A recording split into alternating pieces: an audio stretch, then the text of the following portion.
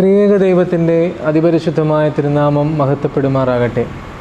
ഏവർക്കും അനുഗ്രഹത്തിൻ്റെയും ശാന്തിയുടെയും സമാധാനത്തിൻ്റെയും ഈസ്റ്റർ ആശംസകൾ ഈ സമയത്ത് നേരുകയാണ്. ഒരു അനുഭവക്കുറിപ്പ് പറഞ്ഞുകൊണ്ട് തുടങ്ങാമെന്ന് വിചാരിക്കുന്നു. മലയാള സാഹിത്യത്തിൽ തൻ്റേതായ ഇടം നേടിയ പ്രശസ്തനായ കവിയാണ് TP രാജീവൻ. അദ്ദേഹത്തിൻ്റെ പുറപ്പെട്ടു പോകുന്ന വാക്ക് എന്ന് പറയുന്ന ഒരനുഭവക്കുറിപ്പുകളുടെ ഒരു വലിയ സമാഹാരം പുസ്തകം ഈ അടുത്തിടെ വായിക്കുവാനായിട്ട് ഇടയായി. അദ്ദേഹത്തിൻ്റെ യാത്രകളിൽ അദ്ദേഹം പരിചയപ്പെട്ട അനേക മനുഷ്യരുടെ ജീവിതത്തിൻ്റെ അനുഭവങ്ങളാണ് ആ പുസ്തകത്തിൽ ഇങ്ങനെ രേഖപ്പെടുത്തിയിരിക്കുന്നത്. അദ്ദേഹം ഒരിക്കൽ ഒരു ഗ്രീക്ക് ചിന്താഗതിയിലുള്ള ഒരു കവിയെ പ്രത്യേകമായിട്ട് പരിചയപ്പെടുന്നുണ്ട്. ഈ കവിയായ മനുഷ്യൻ അദ്ദേഹത്തിൻ്റെ അടുക്കൽ ഒരു അനുഭവക്കുറിപ്പിനെ ഇങ്ങനെ പറഞ്ഞു കൊടുക്കുന്നുണ്ട്. അദ്ദേഹം രാജീവനോട് ചോദിക്കുന്നുണ്ട്, നിങ്ങൾ മത്സ്യത്തൊഴിലാളിയായി ജീവിതത്തിൽ എപ്പോഴെങ്കിലുമൊക്കെ പോയിട്ടുണ്ടോ? ഈ മനുഷ്യൻ പറഞ്ഞു, തൊഴിൽപരമായി എൻ്റെ മേഖല വളരെ വ്യത്യസ്തമാണ്. അതുകൊണ്ട് തന്നെ മത്സ്യത്തൊഴിലാളി എന്ന നിലയിൽ ഞാൻ ഒരിക്കലും പ്രവർത്തിച്ചിട്ടില്ല. അപ്പോൾ ഈ കവി നൽകുന്ന മറുപടി ഇങ്ങനെയാണ്: ഞാൻ മത്സ്യത്തൊഴിലാളിയായി അനേകം വർഷം എൻ്റെ യൗവന കാലഘട്ടത്തിൽ ജോലി ചെയ്തിട്ടുള്ള ഒരു വ്യക്തിയാണ്. അത്തരത്തിൽ എനിക്കൊരു അനുഭവം ഉണ്ടായത് ഇങ്ങനെയാണ്.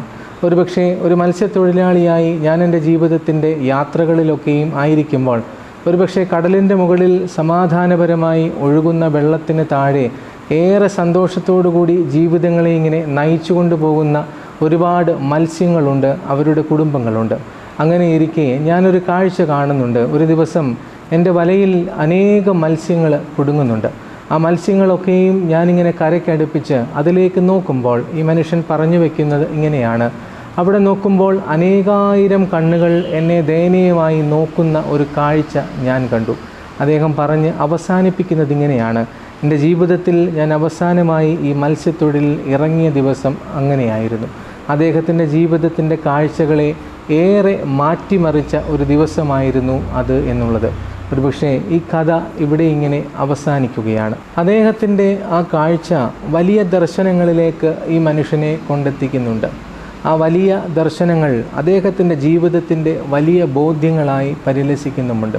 ഒരുപക്ഷെ വിശുദ്ധമായ ഉയർപ്പിൻ്റെ ശുശ്രൂഷയിൽ നമ്മളൊക്കെയും ഏറ്റുപറയുന്നത് ഇങ്ങനെയാണ്: അവൻ സത്യമായിട്ടും ഉയർത്തെഴുന്നേറ്റു എന്ന് ഞങ്ങൾ വിശ്വസിച്ച് ഏറ്റുപറയുന്നു.